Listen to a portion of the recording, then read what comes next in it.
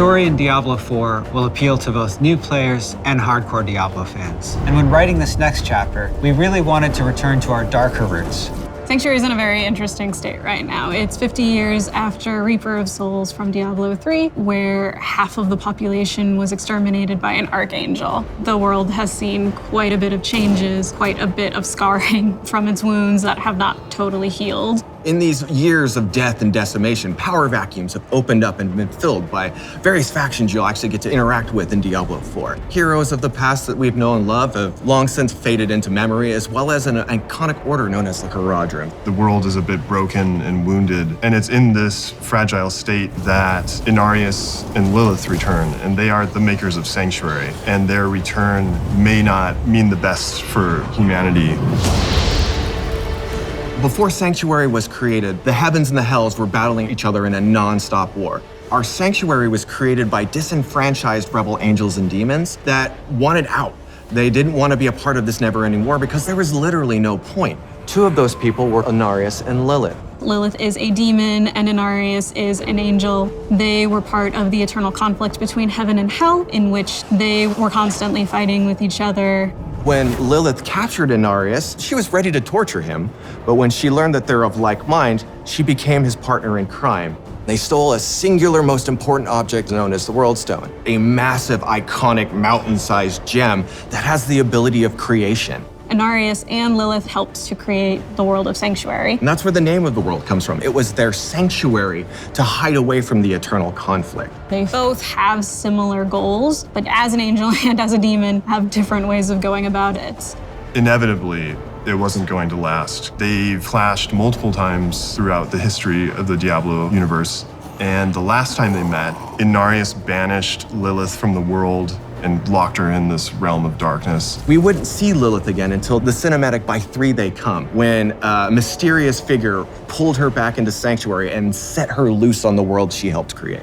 Inarius also suffered when the heavens found out where he was and what he had done, that he had created this world. He was punished and handed over to the burning hells as a peace offering. Because of these two experiences, both Lilith and Inarius do share that they were betrayed and they've been disillusioned. That does not mean that they get along. There's this rare moment in time where Inarius and Lilith are back on the world. It is them fighting each other with humanity as their battleground.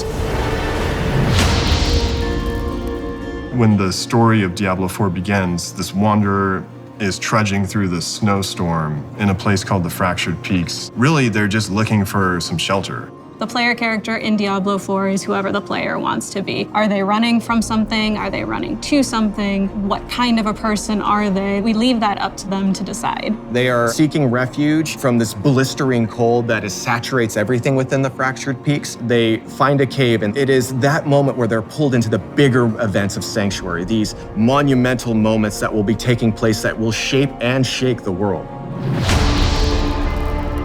It has been 50 years since Malthael, the aspect of death, culled about 50% of humanity. Humans struggle to survive in that 50-year gap after that massive culling. The humanity itself is trapped between the high heavens and the burning hells, and each are trying to influence humanity in their own way. The player's asked to save Sanctuary by a specific character that we actually remember from Reaper of Souls. His name is Lorath Nar.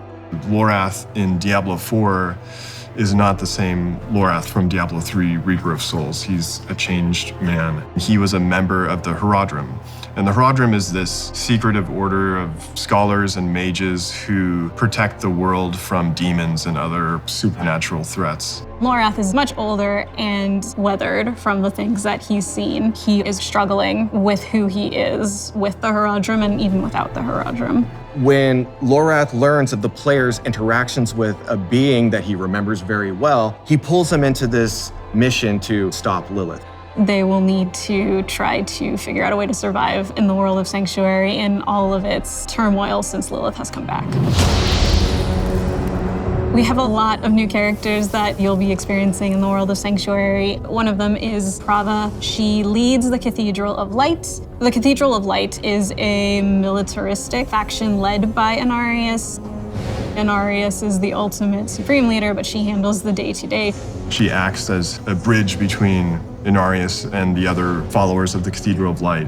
She was at rock bottom when Inarius met her. As you can imagine on Sanctuary, life is brutal. Inarius uplifted her and taught her the tenets of the Cathedral of Light. Ever since then, she's become his most loyal, fervent follower. She would do anything for him, and she just really believes in what he stands for. Inarius is in various states of bitterness. You're seeing a faction that has done as much good as necessarily bad. You as a player get to decide how you feel about those actions, and Prava will be at the forefront of all of it. Donan, he's one of the Haradrim. He is this very gifted mage who also is a scholar. We find him in this place called Scotland, where he's made a name for himself and become something of a hero. In Diablo IV, we'll find out what Donan's relationship with Lorath is and the Haradrim, and how he became a hero in this place.